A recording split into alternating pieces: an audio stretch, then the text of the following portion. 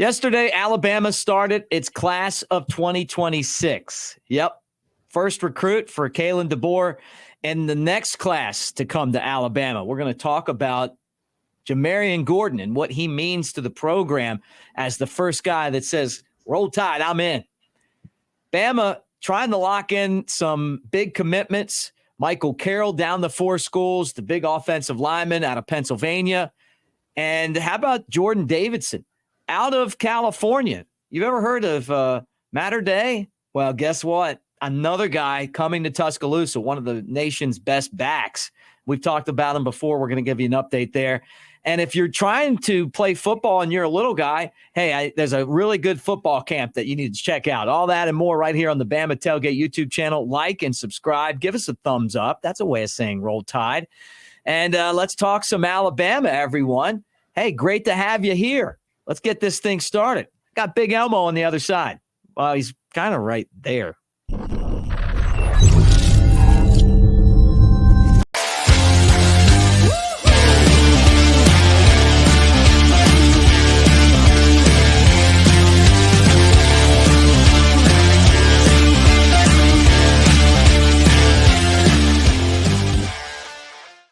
Oh, and a big roll tide to all you guys. There he is, Brett Elmore. You know him as Big Sexy Elmo. I'm Mick Gillespie, at Broadcaster Mick, at Brett Elmore Show. And then there's you right there. You're all over the place today, and you've been really excited because Alabama has their first commitment in that 26 class. Yeah, a story we had yesterday. We went live and talked about it a little bit, and the first in the 2026 cycle, Jamarrion Gordon announced that he's coming to the University of Alabama, the 4-star. He feels like he fits the defensive scheme perfectly. 5'11", 185-pounder from up in Jackson, Alabama, Jackson High School. He actually played a couple nights ago in your hometown in the Spring Jamboree high school game. 70 Pirates, Fairhook Pirates. There you go. Gordon, 72 tackles, 3 tackles for loss, 10 pass breakups, 2 interceptions, and 1 sack in his first 2 high school seasons. He's got 2 more to go. So he got his commitment in early. And Mick, he took that April 9th visit to T-Town, and he had that little offer from Maurice Lindquist. He put it in his back pocket and said, I know where I'm going. Yeah, roll tide, man. Great to have another guy for the secondary. And again, our guy, Andrew Bone, chased that story down on 3. So he got it right. He said, hey, it's going to be a 10 o'clock down. He's going to be part of Alabama's football program, and he is exactly right. Here's another one of those big-time prospects, Brett, but not for 26, but for 25. And it's Michael Carroll. And, we've talked about Michael Carroll in here a lot. He's an offensive lineman from Pennsylvania. Dad played at Penn State, but he's got a connection at Alabama right now. He's down the 4 schools. Not saying that the Tide is going to get him, but he's really intrigued by Alabama. He really is. His final 4 he announced was Michigan, Penn State, Georgia, and Alabama. So we're in the mix for him. And, this is the dude we've talked about before. And I really don't have a good read on where he's going to go. I think he's going to stay up north, but we still have a chance for him. This guy's a monster, 6'6", 300 pounds. Goes by Big Mike for a reason. Yeah, Big Elmo and Big Mike. And we talked about his family. His family just full of athletes. His dad, Michael Carroll Sr., played football there at Penn State. And then his mom was a Hall of Fame basketball player for Michigan State. Wow. So he loves the game of football. His passion is contagious. Plays really hard and down to 4. And I would probably say with his dad's, go with his dad having to go into Penn State, I would probably lean there, but who knows? Well, that's what the lean is. You look at the online, the On3 site. Now, I don't know how accurate this is, but I look at it, they have it at 29% Penn State, and then 20 Michigan, and 12 Alabama, and Georgia about 9. So that tells you something. He's a consensus, or he's actually a 4-star when you put all of the groups together, but 24/7 has him as a 3-star. But 6'6", 300 pounds from Central Bucks East and Doylestown, Pennsylvania.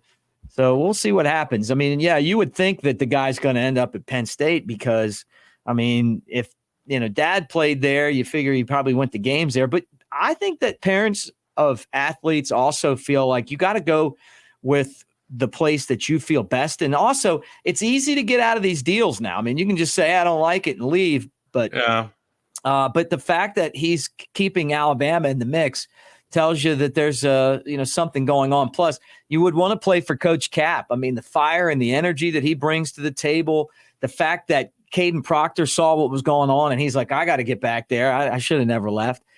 There's something special going on with that group. I think that Alabama may be fortunate that they ended up with Coach Cap. I just like this guy, and I think the players do too. I like watching his videos. So we'll see what happens there. You were talking about, go where your dad played, Look how that worked out for Bo Nix. He finally moved on to Oregon and actually made something of himself. Yeah. But I don't know. If this guy doesn't end up at Penn State, I would be questioning my head coach and saying, well, how come we couldn't land this guy when his dad played for us here? Yeah, right. You would figure that's a slam dunk, right? Yeah, you would figure so. Well, how does all of a sudden Matter Day is now a pipeline to the Crimson Tide? And here's another guy. We talked about him before, Jordon Davison, who is someone that Alabama has come into Tuscaloosa on May 31st, and he's got his Final Four, and Alabama's in that group. Yeah, we tease sometime about, a particular place in Georgia called Bryant-Denny East. We're going to call modern day now Tuscaloosa West, because it seems like we just have that pipeline there. Yeah. A lot of people think that Davidson's going to go to Ohio State, but we've done really well there, and he seems to be really high on Alabama. He trusts his coaching staff. He likes what we've done in the past with our running backs, and just look at the history of the running backs that we've had at Alabama over the past several years. And that's, I don't care who you are. You kind of look at that and say, man, this may be the place to go, Well, Alabama's been a pipeline of running backs forever. I mean, before Nick Saban got there, So, one of the things that he's looking at is how comfortable he is. Everybody kind of feels like he's going to end up at Ohio State. I don't know if it matters like where the visit ranks on the visits, but Alabama is one of the first visits he's taking. And you love the list. Alabama being part of that list. How's this thing going to turn out? But I think that, you look at Alabama, Michigan, Ohio State, and Oregon as the 4 places that have the best shot at getting him, I guess now. You got Robert Gillespie, who he and Robert Gillespie have gotten to know each other, and they have a great relationship, and he likes the fact that Gillespie's developed so many running backs. Courtney Morgan has just a great connection with guys out on the West Coast from being with the staff in Washington and I think at Fresno State, right? And then, Nick Sheridan, same thing. So all of those guys know Davison, and they also kind of have, a personal relationship with him. But the other part of it, too, is Alabama has the track record. I mean, look at the NFL right now. Oh, yeah. Ohio State or any of these other schools don't have the running backs that Alabama does in the NFL. Look at all those guys getting paid. Look at all those guys and what they've contributed. So, and it's not like it's been, one guy. I mean, this is from before Nick Saban until now. And I mean, back to Bear Bryant and back before that, Alabama's always been running back you. Yeah, that's right. And that's something he's going to have to take into consideration. Well, talking about running back you, Brett, you and I have talked about this kind of, and I'll let everybody in on it too, is that you have decided that you want to go back to school. You have some eligibility and you want to see if you can run the football. And I thought it was a great idea. And this is where I think you should start right here. Ryan Hollywood Williams and Justice Haynes are doing a Rising Tide youth football camp. Now they're going to give you a waiver. I know you're not, 6 to 16, but June 22nd, 10 a.m. to 2 p.m. You could be part of this. What do you think? They'll probably give me some runs, and then they'll probably make me a tackling dummy for all the kids. 6 to 18, they're like, okay, Big Elmo, we need you to line up on the 20, and the kids are going to take a run at you and tackle you as hard as they possibly can. I'll be like, who signed me up for this? You'll be like the new Mount Cody. Yeah. Remember when Mount Cody used to run the football? Yeah. Just put me between that little 8-year-old and that 10-year-old and let me bulldoze my way into the end zone. No, I'm joking about you, but it's cool. I mean, this is one of the things that I love about NIL now is that you can actually go out there and earn some money, and this is the right way to do it. These guys should have always been able to do this, but now they're officially allowed to do it, and with that, they can go out and have a football camp and teach kids how to play football. And how about Ryan Williams? I mean, for a guy that hasn't even played a football game for Alabama yet, he's taking advantage of that 5-star reputation. Maybe he'll have Roll Tide Willie there, his buddy and yours, and it teaches the kids a little something about football. Yeah, and you're right. This is a great way to earn some NIL money, but kudos to these two guys for getting out in the community and actually working with the youth. I think that's really cool, and I commend them for that. Yeah, it is pretty cool. But good luck to them. And look, if you got kids and you think that they'd enjoy this, make sure that you sign up for it. Rising Tide Youth Football Camp.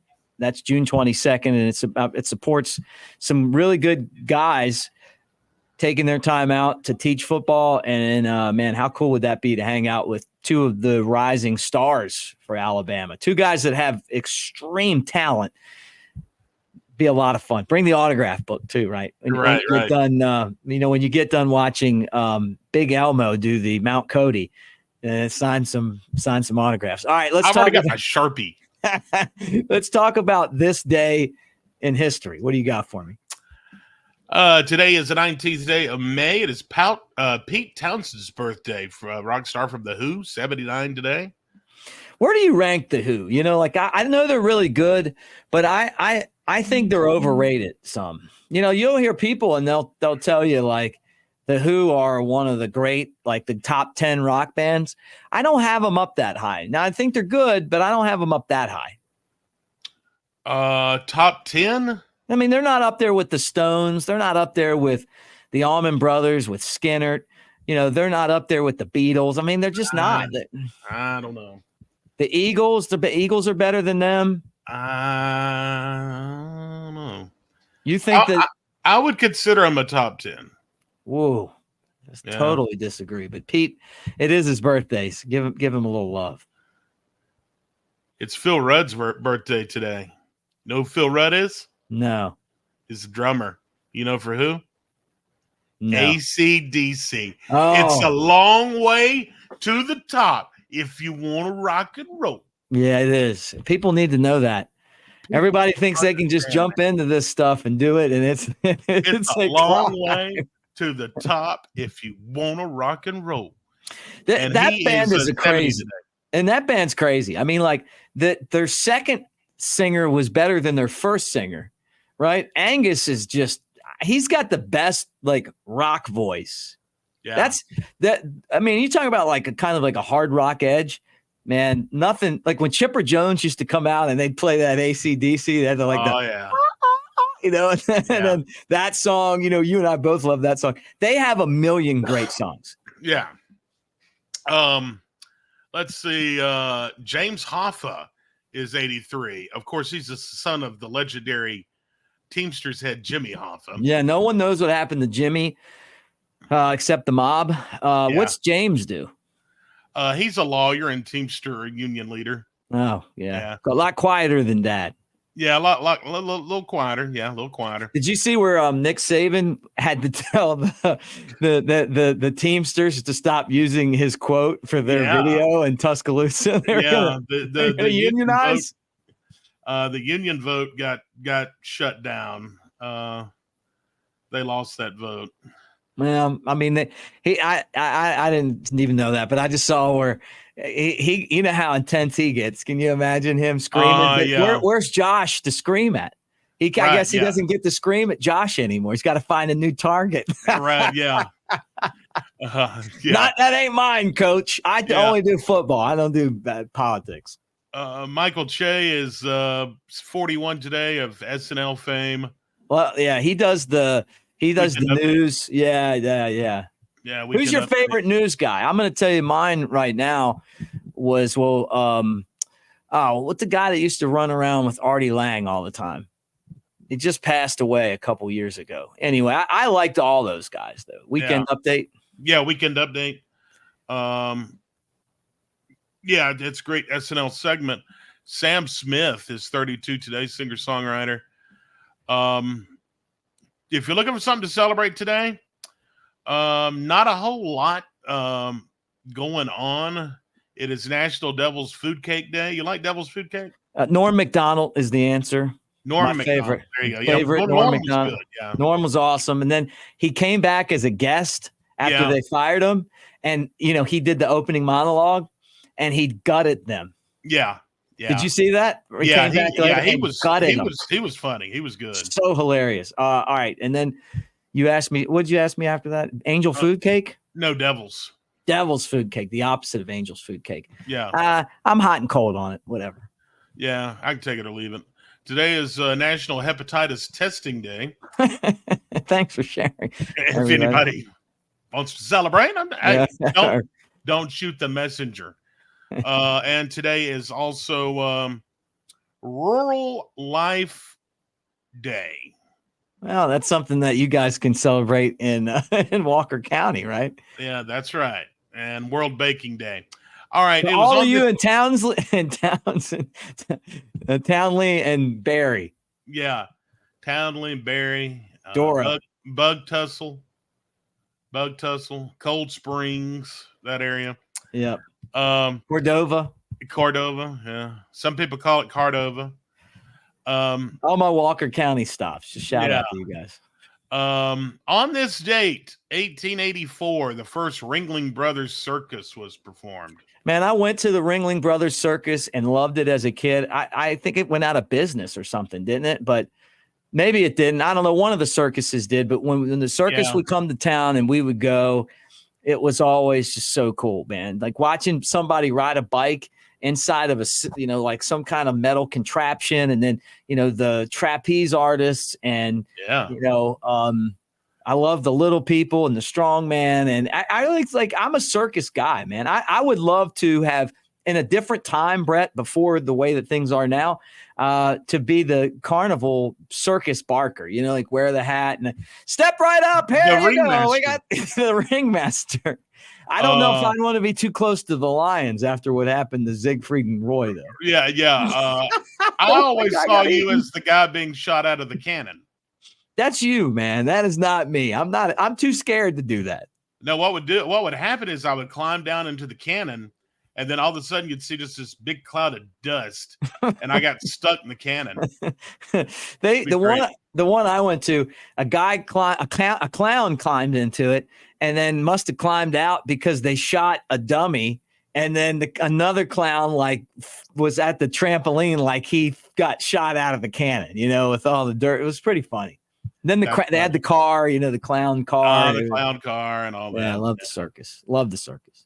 1946, professional wrestler Andre the Giant is born.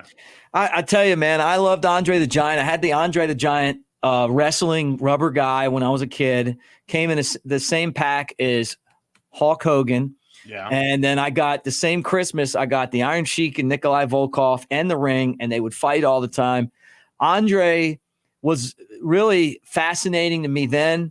And then when I watch all the wrestling shows now and they talk about how many beers he drank and how he used to have to go to the bathroom, number 2, in the bathtub at the hotels. And I mean, like the guy would drink cases of beer like it was nothing, and his hand was like the size of the can. But he had a disease that made it where he never stopped growing. Yeah. And as a young guy, he was like a really, really in shape dude. As an older guy, was kind of heavy set, but maybe some people say that he is the greatest wrestler of all time. Yeah. Best draw, maybe too. Well, probably the best. One of the best draws of all time for sure. Yeah, I mean, you can't compare him to like Hogan and The Rock and Stone Cold, but at the same time, but for those days, I mean, to see a guy 7'4" come walking into a ring, right? Yeah, that was a spectacle, and he almost was mean like the Ringling Brothers Circus. Have you heard the stories? Like he was mean, like he didn't like Bam Bam Bigelow. And they had to like wrestle a lot, and he would just literally like beat Bam Bam Bigelow up, and then he's like, "What am I going to do about this? Nothing. I just get beat up tomorrow." If he didn't like you, he would just beat the hell out of you for real. Yeah. Okay. Let's see. 1962, Marilyn Monroe sang a breathless, seductive "Happy Birthday" to President JFK at Madison Square Garden in New York City. Do you think they had something going on at the time, Mick? I don't know, man. I'll tell you what. She also married. I'm giving you. Yeah. I see that. She also married Joe DiMaggio. Yeah. Probably the most famous woman in the history of the country. Yeah, Marilyn Monroe was. I mean, no one's been more famous than her. No. Women, she's the Elvis of women. Yeah, she was a babe. Yeah, Sure. Elton John wrote a song about her too. Candle in the Wind. Candle in the Wind. Oh, Candle in the Wind. Okay. Great song. And finally, we'll close out with this. This film, a portion of this film was filmed right here in Walker County, Alabama. 1977, the movie Smokey and the Bandit, starred Burt Reynolds, Sally Field, and Jackie Gleason, opened up in theaters. But I know why you brought this up, but I don't know if I'm going to tell the story right now about the snowman in Smokey and the Bandit, Jerry Reed. And, it's something else that happened in Walker County was when Bull Corey set me up for him to ask me a very inappropriate question in front of a room full of police officers and other people that were backstage in the green room years ago. Now, he was great. It's still one of the best movies ever made. I love Smokey and the Bandit. Burt is honestly one of the most badass dudes of his generation. And so Jerry Reed was awesome. It's a great movie. Which part did they film in Walker County? They did one of the jump scenes at the bridge here. Really? So between Jasper and Dora. Yeah, that's so funny. I would have loved to.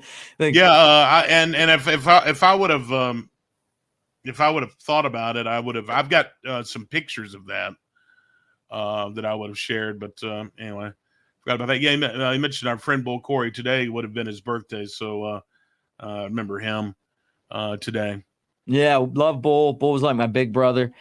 When I was in college at Alabama, I probably talked about it with Brett here 1,000 times, but I got to go hang out on Willie Nelson's bus, and I got a picture of me on stage with Willie. Yeah. My eyes look a little bit like this. Right, yeah.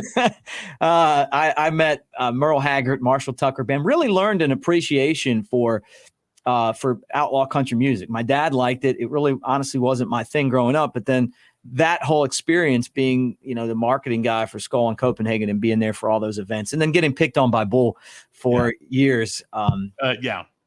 I love him, man, and we miss him. And anybody that remembers Bull Corey, happy birthday to a legend. He was a living legend, and now he's up in heaven watching us. So, Brett, tell everyone about WJLX. I used to listen to your and Bull's show on WJLX. That's how you and I got connected.